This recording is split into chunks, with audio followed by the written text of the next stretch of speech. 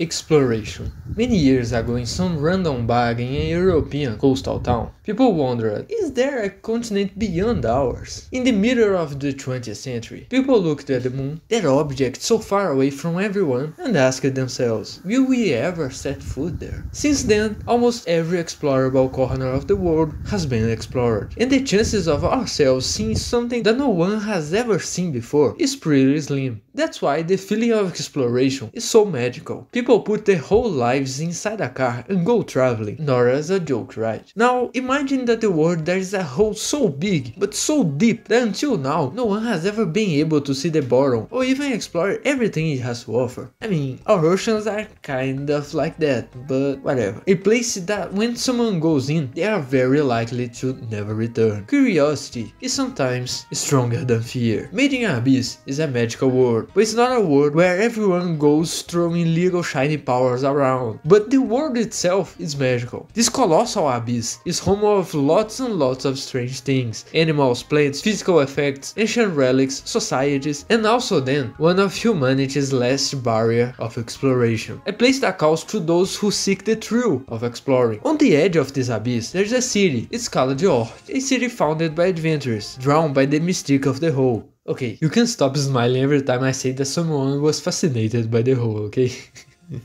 Over the years, since its discovery, the city has grown a lot and has formed its own exploration classes that work by traveling down to the inside of the hole. These classes are then identified by the color of their whistles. The reds are the beginners who are still learning the necessities of the job and only stay in shallow depths where they are just little affected by the curse of the abyss. One that the deeper you go and try to come back, the more your body will feel it. From mild headaches to your body nearly bursting and everything in between. Like vomiting, body pain, excessive bleeding, seeing things, delirium, madness, and even the loss of humanity, physically and figuratively. So only the higher level whistles can descend deeper. The blue ones manage to get the legal further, the purple even more so, the black ones even more, and then the white whistles, the world's strongest and most daring explorers. Explorers so feared that even outlaw underground adventurers would rather die to monsters than face one of these white whistles. These great explorers are everyone's pride. Children of War see them as heroes that many dream of seeing one in person or even be one when they grow up. This is one of Riko's greatest dreams. A girl from a city orphanage who is undergoing red whistle training and looking for cheap and useless relics that can be found in the first layers to gain more experience at work. It turns out that not only does Riko really want to become a white whistle, but her mother was a white whistle too, so the immense abyss calls to her in more ways than one.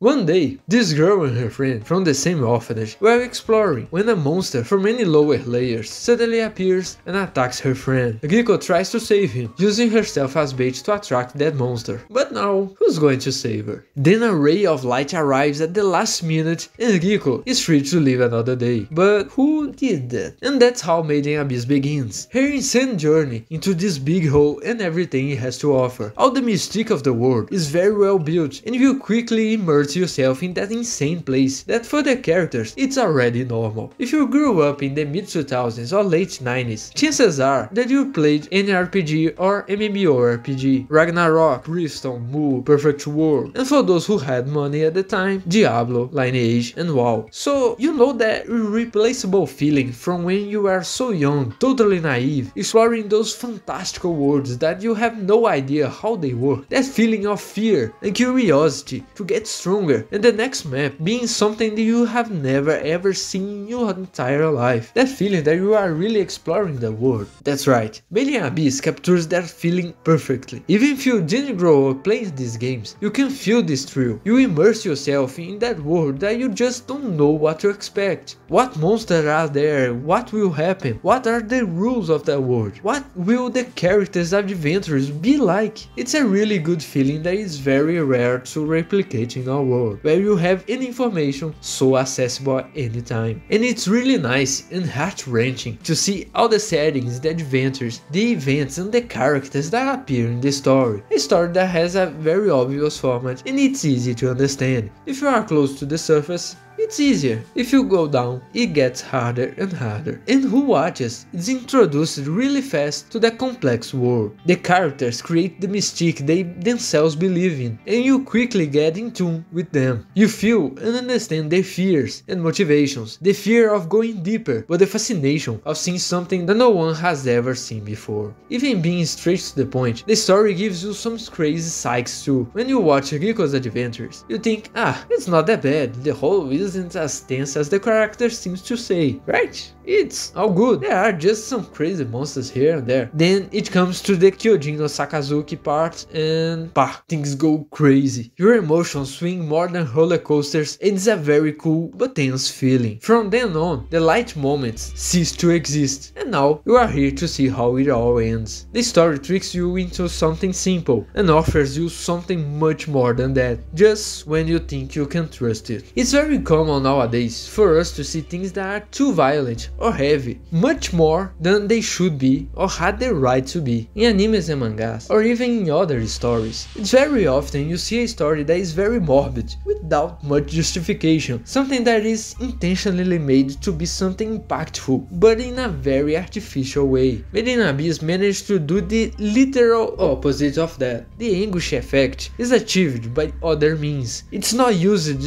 easy and cheap tricks commonly seen in other stories. Here, that feeling that squeezes your heart with difficult situations, it's achieved in the simplicity of the innocence. You don't get apprehensive because it's an ugly monster and the hero is cornered, or because it's something so gory that you can't take your eyes off it like a horrible news story in the TV. The apprehension of Made in Abyss is witnessing the absurdities that even in the midst of crazy magic and strong people, they are mere children in a completely hostile world, a perfectly set world where damage lasts. A cut the character receives won't go away in 2 minutes and everyone will forget what happened. You really feel every impact of the decisions of these children who, even though very skilled, rely a lot on luck to survive. This point is a sensational quality of storytelling. The cruelty of this world will be felt much more than just your eyes or legal TikTok videos with Subway surfers on the side. Will hit you deep inside and throughout the journey you just find yourself thinking, there's another way, right? You don't have to go there, something will happen to help you. It's going to be okay, right? But most of the time, just like in real life, the answer is no. It's a simple and amazing experience. At this point, I don't even need to talk about whether or not it's worth watching. So, how do you do it? Because it has so many different names, so many movies, specials and everything, that it's hard to even know how to start. But it's easy. As almost always, you can choose to read or watch. I haven't read much, so I can't vouch for its quality. But from what I have seen, and I imagine it will stay that way, I'm sure it's pretty good. But the anime uses the animated medium perfectly, with colors, effects, scenery and music that would be difficult to achieve in such a way in a manga, so I really recommend watching it, unless you really prefer reading the manga or are too impatient to know what will happen after the part that the anime adapted. But anyway, you start with Made in Abyss, with nothing else in the title, just Made in Abyss, which is the first season. Then there are 3 movies. The first, Tabidachi no Yoake, and the second, Hourou Suru Tasogare, are a summary of the first season. There is not much reason for you to watch them, to be real honest, but if you really like the story and want to see it again, there's nothing stopping you. And if you want to see both movies instead of watching the first season, you can too, because there are some scenes that are not in the regular season. It's just that there are much more scenes from the regular season that aren't in the movie, so it's your choice. I recommend watching the anime. I would just say that if you watch the anime and don't want to see the summary movies, try to watch at least the very end of the second movie that has something that wasn't shown in the end of the first season, and it's an important plot that comes next, which in this case is the movie 3, Fukaki Tamashii no Reimei, which is the continuation of the first season and in a way of film 2. Just giving you a warning, if you found the ending of the first season too heavy, in this movie there are parts that are much more more. So if you are very sensitive, I would recommend not watching, because it's a very tense mess, which has a not very satisfying ending. So that's up to your discretion. Here, you have a legal Marulk special, if you want to watch to calm you down a bit of the intensity of the movie. It's just a few legal episodes of about 3 minutes each, that used to play before the movie when you watched it in the cinema, but I still would tell to watch it afterwards, to unload everything that happened in the movie. Poor souls who went to watch the movie with the family and then the torture scene happens. Anyways, alright, if you want to feel even more bad about what happened in the movie, watch the special Papa toいっしょ that shows some legal things from Prushka, but if you don't want that heavy load, you can skip it. It's a really simple special. Then you watch the second season, Retsujitsu no Ougonkyou, which picks up right after the end of the movie. There will be a lot more after this season, because even then, they still haven't reached the final goal. But for now, that's it ends here. Made in Abyss is a story that just by looking at it, you don't really know what's going to happen. Maybe for many, it's not a story that you look at the style of character art and say, "What? I want to watch that," but that's exactly what makes it different. A story that uses its different style, tells something different, and make you feel different things, but all based on something extremely familiar and simple, using your unique art style as a part of the story. It's indeed a true work of art, which everyone has to give it a chance to watch or read at some point in their lives. Just wouldn't be if you are really sensitive to very heavy stuff, but even though, maybe it would be worth trying to endure just because the story is maybe really good. Or if you are too young, I wouldn't recommend it, because the story starts off nice, but when it gets heavy, it gets very heavy, and isn't afraid to show some very explicit things, and it doesn't go back to being light. So if you are thinking about watching it with your little sibling, cousin, or with your kids, because it has a very cute or sweet look, just turn around and go watch something else, because otherwise you will traumatize a lot of the little ones. But despite all that I said, for sure the story is not perfect, and its shortcomings make a lot of people very angry or disappointed, as if it were immense potential was lost, and the ways to incite emotion are maybe too repetitive or manipulative. And even if you liked the story a lot, some negative feelings are impossible to deny. The fact that the entire season they go through basically 5 full layers, and in the second season the entire story happens in only one, is a little meh. Like, it could have shown so much in the other layers, so many adventures in the parameters that the own author put in the attributes of each layer. The Agiko's explorations would be fantastic, and then they simply pass by in the blink of an eye, and we don't really see what they had to offer. Then, soon after that, the story completely comes to a stop on a plot that for many appears out of nowhere and consumes all the main motivation, which is to find Agiko's mother. Kinda gives off the feeling that the story doesn't really know what pace it wants to have. In one part, everything passes in the papum. They do this, that happen, it's over, move on. This, that, next. In the other part, everything is slow, stretched, without much focus on the protagonist, trying to make you care about characters that hadn't been established before, and then play with your emotion in a very similar way to what happened pretty much the same way 2 times already in the story, with characters that you didn't even know existed, and that in a few minutes are thrown at you so you can get sad because it messed with your empathy. Heck, it didn't even need the whole Nanatsu plotline to happen in season 2 again, did it? So, if you think that the first season has a good pace of development, you will think that the second one is too slow. Now, if you think that the second has a good pace, you will think that the first one is too fast. There's no way you can come out of everything thinking otherwise, even if you really like the story. A situation that with all the established world and characters did not need to exist, and that's not just an anime problem. But as a whole, Made in Abyss is this insanely different work that plays with your feelings in a very deep way. For many, this is something without comparison and something completely new to experience, especially in an anime or manga. But for others, this very fact is a disrespect to one's personal human emotion and maybe a dirty way of making someone care. And along with some holes and missed opportunities that happen during the story, it makes many people very disappointed with the development of the story, and many don't like this work because of that. But only one thing is for certain, you will just find out which side you are on, watching everything and deciding for yourself, without anyone inducing forcing you to like it or hate it. You have to decide for yourself and the feeling that the story gave you.